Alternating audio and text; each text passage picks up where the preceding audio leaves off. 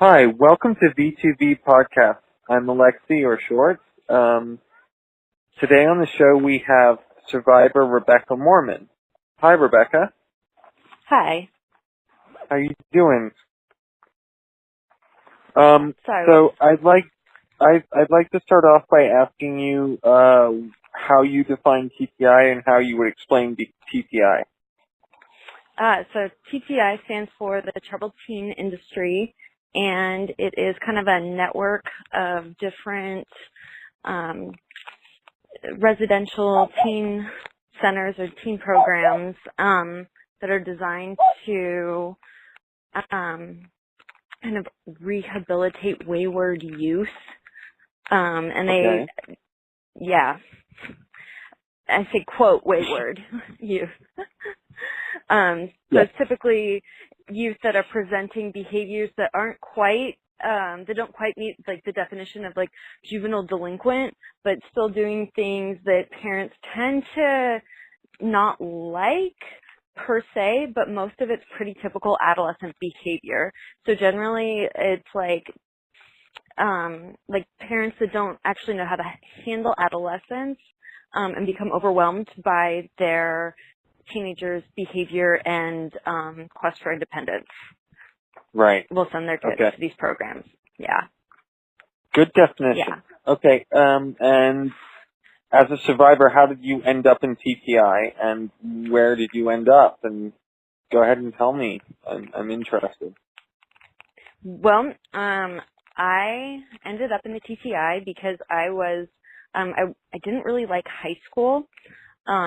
Okay. Because I found it to be overwhelming. It was basically I had some struggles with organization and also had some learning disabilities, like dyslexia, dysgraphia. Yeah. And so I had a really difficult time in academics and just found that I did better in smaller classrooms, and kind of better in like an alternative model. But my parents kind of had a really difficult time with that. And my sister was like, very overachieving. And so there was kind of always that comparison. And then my dad was also he was raised strict Catholic. And so, for him, he had a very difficult time with like, my sister and I going through puberty and becoming interested in boys.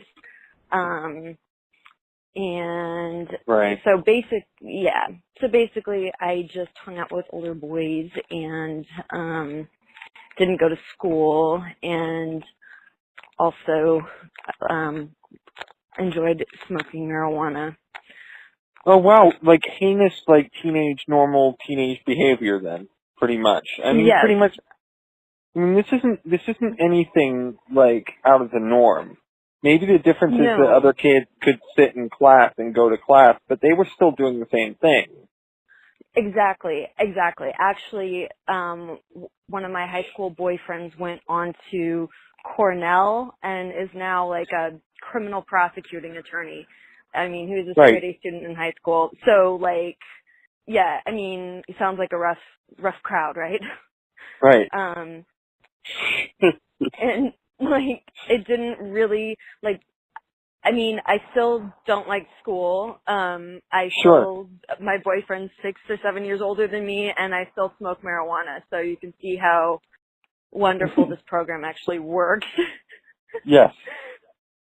So you're still a rebellious, troubled teen then, Rebecca? Yes. Well, I'm a full-time employee, have a college degree, and and a vocational license. Yeah, I'm a rebellious teenager. Yes. Okay. So, I basically got woken up at 4 a.m. by two bounty hunters and handcuffed. I mean, they told me that I was going to come with them whether I liked it or not, and of course I was like, I don't think so.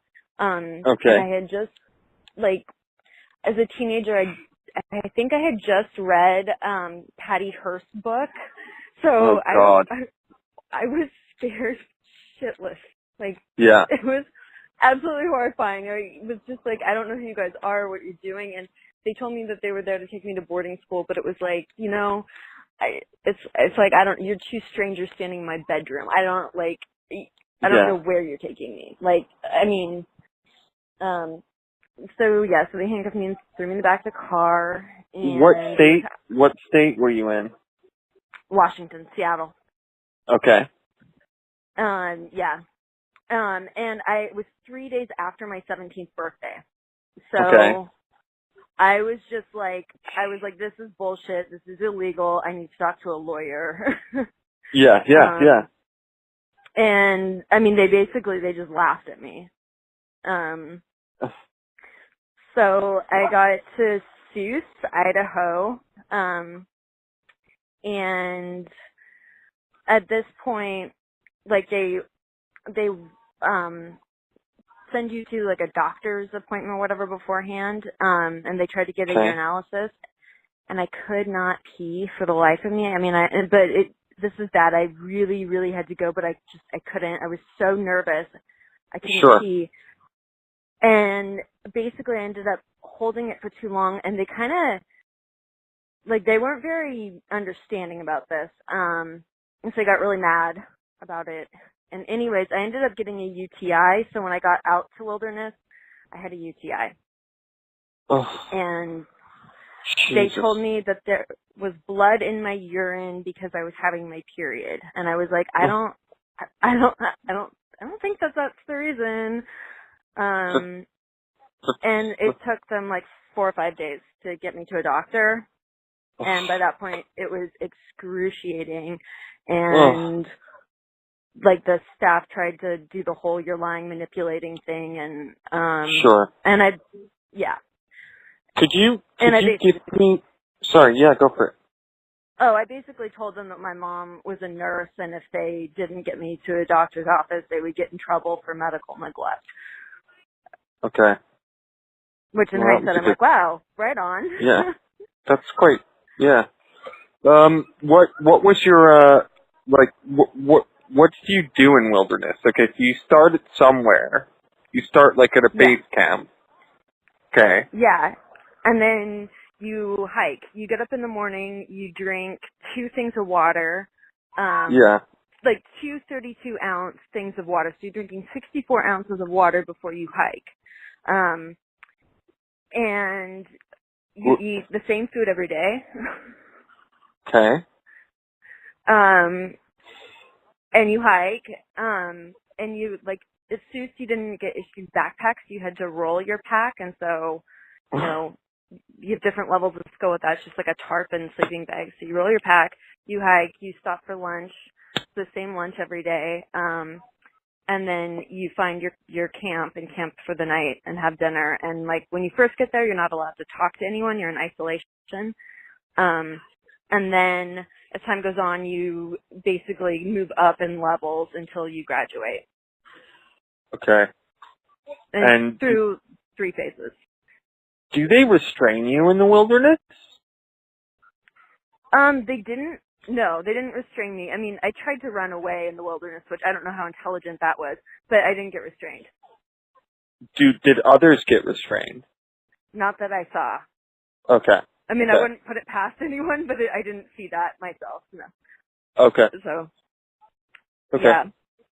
Just some questions I had in my head from another interview, sorry. So, you do this sort of, why are you drinking water in the morning? I think after, basically I think that they really wanted to make sure that no one got dehydration. Okay.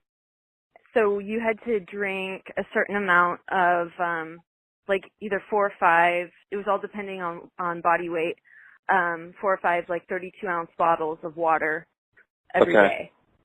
So, and where was the water coming from? Oh, our campsites were different water barrels. They had, so that was like where we was camped, where they had placed water barrels. Right. So, so then they get mad at you for having like urinary frequency, but of course you have to piss all the time because they're making you drink like all of this water. And, I mean, for me it was probably a good thing since I had a UTI. Yeah. But still not very comfortable. No. And, yeah, and so then, I graduated after 6 weeks and found out I was going to boarding school in Montana at a school called the Monarch School. Okay. And were most of the kids in SUWS going off to boarding schools too? I think they told me it was 70%, 70 to 80% went to boarding schools, and SUWS was like basically everyone who, well, not everyone, but basically SUWS had, there was kind of like a SUWS CEDU connection. Okay. So most of the people that went to SUWS went to CEDU or CEDU spinoffs, and like of course you see the same like overlap in workers between SUWS and CEDU spinoffs and CEDU. Right. Okay. Okay. So you get to Monarch. Yeah. And it was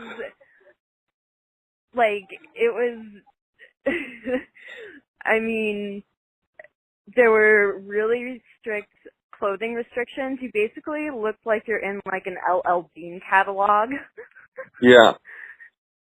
And, like you had to tuck in your shirt. Like, I just felt like City a few years ago, and I just like, I'm nothing against Mormons, but, everyone there's Mormon, and I was like, wow, everyone looks like they're in a program. It's true, though. It's so true. When I would when I would run away in Provo, it would be like all of a sudden I'd be out in general population, and it would be like, wait, am I in the general population?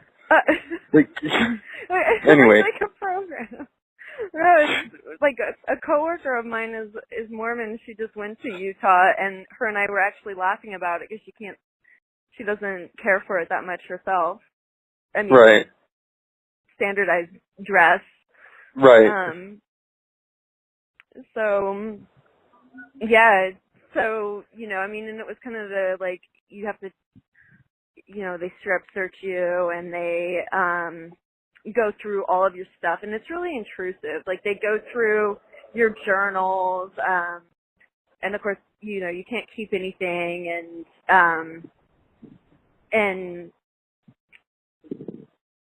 it's not very comfortable, and they have, like, 2 kids come and meet you and lead you around, and they're introduced as, like, your I don't know, like, your older sister, and then your mentor, something like that. I don't completely remember. Yeah. Yeah. And was there a level? Could you give me like a day-to-day life there? Like what you did?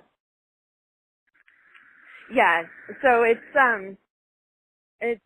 I mean, I'm going to end up kind of borrowing a lot from Surviving CEDU, the movie, because it just like puts it so well. You get up in the morning, you clean your dorm, like top to bottom, like even like the chrome on the sink needs to be polished.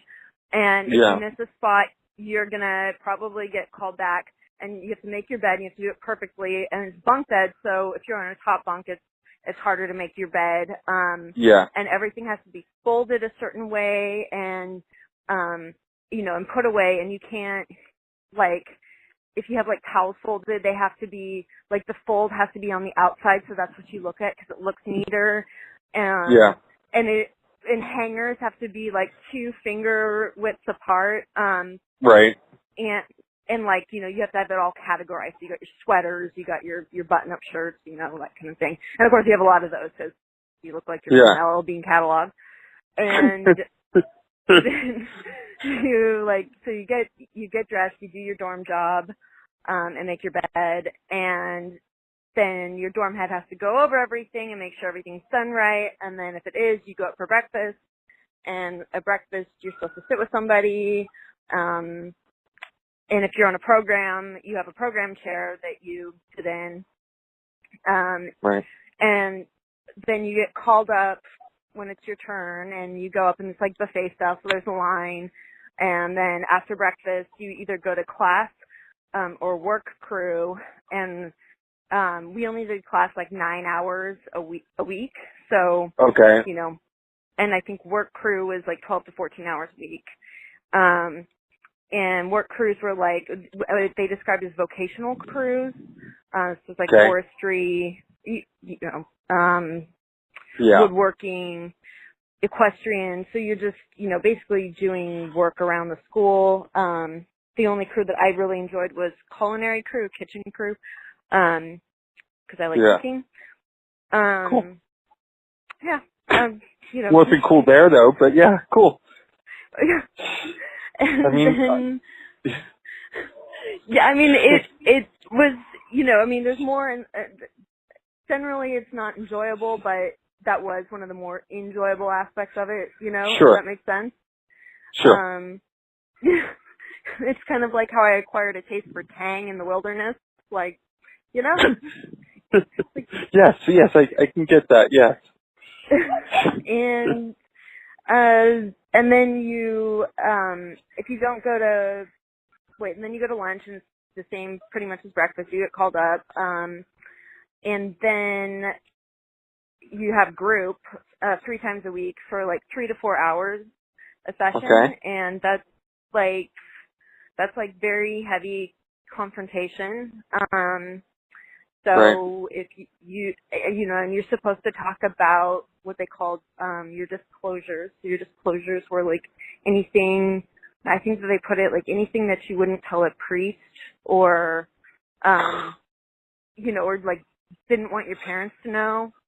And I mean, and some of that stuff, I'm like, dude, my parents don't want to know some of this stuff about me either. Like, it's not just like I don't want them to know. It's like they don't want to know. And so you're supposed to like talk about that stuff, and your disclosures are like totally typical adolescent behavior, but you're supposed to like berate yourself for it in front of everyone. Right. And then also you're supposed to confront people about how they're like in their pattern, you know, and trying to get away with stuff, and how it's a reflection of like how they like cut corners in their life. Yeah. And people screamed and cried, and it would be really intense. And the whole game is basically to confront someone else so that you don't get confronted. Right. So if one person's getting confronted, you want to jump on the bandwagon and scream at them, because then you're not going to be the person getting screamed at. Yeah. So you do that for 3 hours. And yay! Yeah. And it's intense. And then for being a, quote, therapeutic boarding school, my parents had to pay extra for real therapy. What? Like you know, at most like public schools, you're assigned a high school counselor or something like that. Sure. And you can sometimes go and talk with them about various issues that you might be facing. But here, you had to pay for counseling in addition to the program that was supposed to, you know, re-educate. Wow. And so were the therapists outsourced then? Were they not part of? Technically, well, in the contract for the school, it has the therapists are basically their own separate business entity. So they work in partnership with the school, but they weren't ever like employed by the school. Wow. And the therapists are actually licensed, and they had like I think 3 or 4. And I believe one of them, our lead therapist, or the guy who owns the business, used to be at Heritage School. Huh. And he went to it was like while he was getting his PhD at BYU. Would you mind like saying his name, or? Yeah, it's Doug Rattel. Okay. Yeah. Okay. And then he was also at CEDU.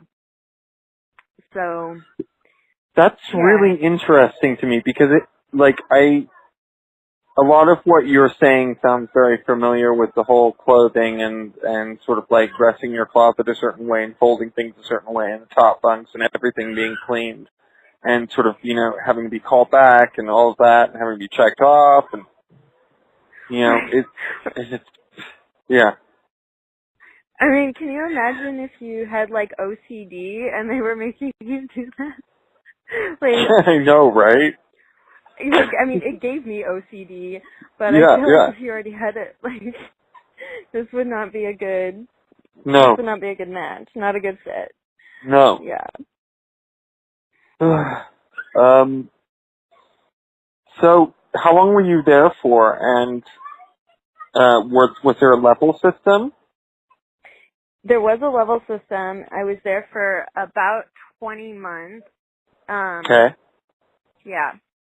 Yeah, and basically you progress through their level system. They have you do insights, which is basically in the CEDU system, they call them profits. This is the same thing. They just have a different name, but Sure. it's like the same. Yeah. So there are like these workshops that go on. Most of them are 24 hours, and then some of them are longer and can be 3 or 5 days long. Okay. And it's basically just a really long, like, large group awareness training. Right. Right. Yeah. Okay. So yeah. you get out and Mm-hmm. and you come home, or?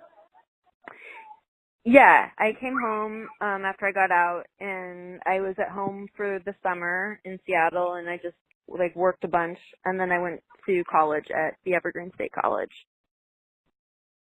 Okay. Right on. And Yeah. now you live your life, but you at some point woke up, I guess, and sort of started to, or did you know sort of right off the bat that something was fucked up? Well, I kind of knew, and I kind of didn't. I mean, I held out for the first, I want to say 9 months that I was there, and was basically like, I'm going to leave here when I'm 18. Mm-hmm. And I tried to run away and, all this. And basically, when I tried to run away, I kind of broke from that experience. And leading up to that, they had kind of done things to try to break me down. Like, they put me on a work assignment where I had to dig out this huge stump and isolated me and kept me out of class, and which was interesting since I was there because I wasn't going to class, and then there they were not allowing me to go to class. Ironic. I know, right? Ironic. Plus, I was just going to say, at 16 in Washington, you can drop out of high school if you want to, so I wasn't doing anything that wasn't within my right by dropping out. So basically, so I went on a 3-day visit with my family, and at that point was like, oh my God, I need to get out of here. And so I ran to Highway 200 and tried to hitchhike out. And as I was hitchhiking, I was like, oh my God, I should not be on Highway 200 trying to hitchhike. This is actually really scary. And a staff member drove by and picked me up. And at that point, I was told that if I didn't complete the program, or if I continued to be defiant, I was going to get sent elsewhere. And that was really scary because I'd heard horror stories. And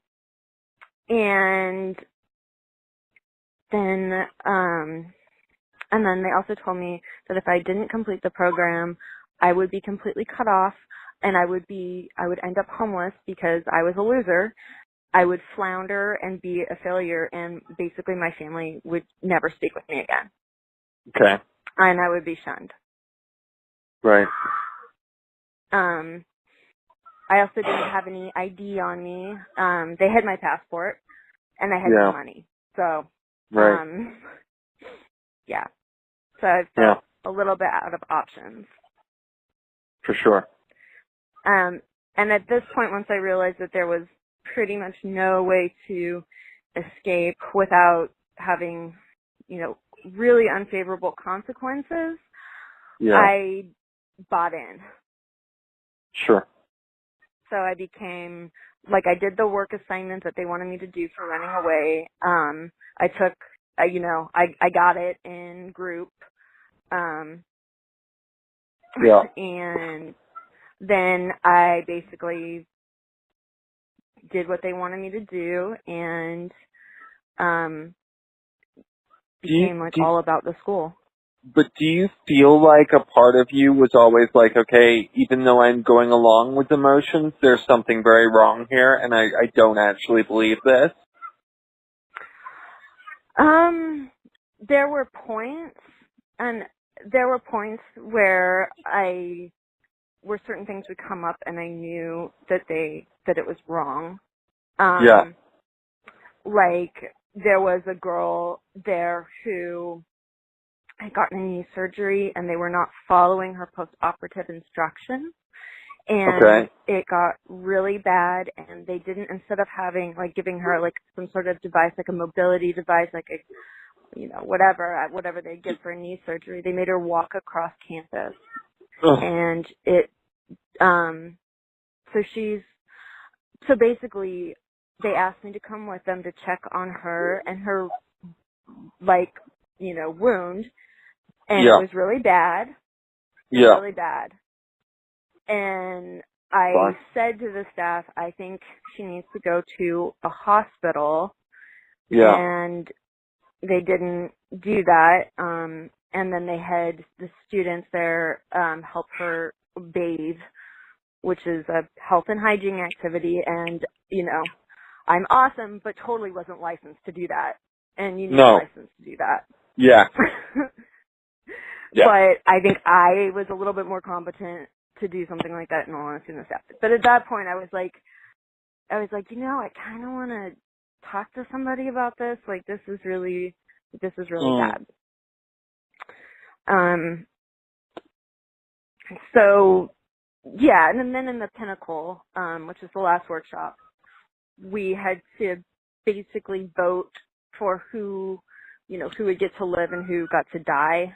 And then give each other feedback on, why we thought, only one person or two people could, live throughout this, horrible experience, and we had to vote and then tell them why we voted the way that we did. And I was like, this is wrong. So there were times when, basically what I'm getting at is there's times when I was like, oh my God, this is really, really wrong. But then other times where I completely, had bought in. I can totally relate. And it's when you buy into something like that, it's usually the pressure to buy in is so great that you can't really, the point that I did, I didn't see any other option. And it's you just have to go along to get along. You're living after all, you're trying to live. It's not it's brutal. I think about my sort of transition quite a lot. Go ahead, sorry. No, that's it. That's right. I mean, it's brutal.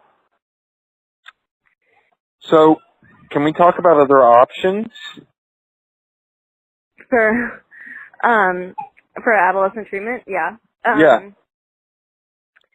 So, I personally haven't had successful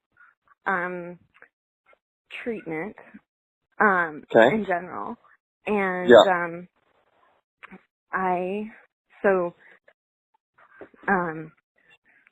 hang on one second, Alexei. Of course. I'm doing an interview real quick. So I personally have not had successful treatment in whatever. And there's a few reasons for that, but I definitely think doing evidence-based practice is the best. So from my understanding, that's keeping kids in the community, shorter term stays, basically not isolating them, and then also, I would imagine probably not doing things or having kids participate in a program that's counter to normal development.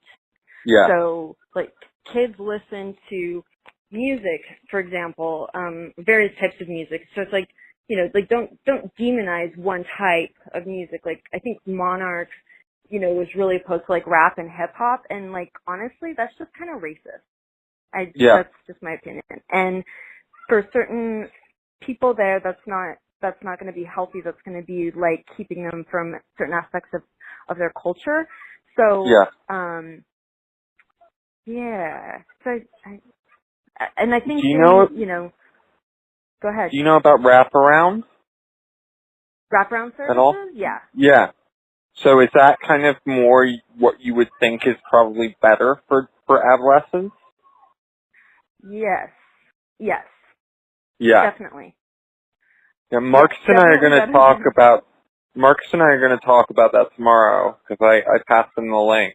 So we're going to discuss that tomorrow. But yeah, I happen to believe that for me, what I personally needed was my entire community to kind of get its shit together and help me out. You know, and sort of like to stay in my community. And for people to figure out that really, you know, I don't think my home life was normal, and I certainly wasn't in a good mental state. So, you know, there was really a lot of reasons for me being sent away, from running away, you know, whatever justification. I'm going to say justifications, not reasons, because that's more of an excuse kind of thing, I think. But I feel like wraparound would have definitely helped. Right. I think wraparound might help, and then just kind of different, I think, like parent education, like, because I think a lot of this stuff, I mean, I'm not a parent, so I might sound really hypocritical, but I think a lot of this stuff does start with parents, and having parents kind of deal with some of their own issues, and also just kind of accept, like the reality of some situations. Like, your child is probably at some point going to try drinking or smoking marijuana, and you know, like, it's not really that, like, and like, so it's weird. Like, I also think harm reduction is a really good model, you know, like once things have already gotten to a certain point, I'm just being like, hey, why don't we be safe, you know? Yeah. Absolutely. Yeah. Okay. Well, Rebecca, would you like me to plug any websites or anything?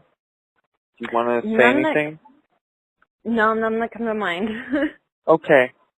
Well, I'm going to ask everyone listening at home to please like and subscribe. And this has been another episode of V2V Podcast. Thank you. Bye. Thank you. Bye.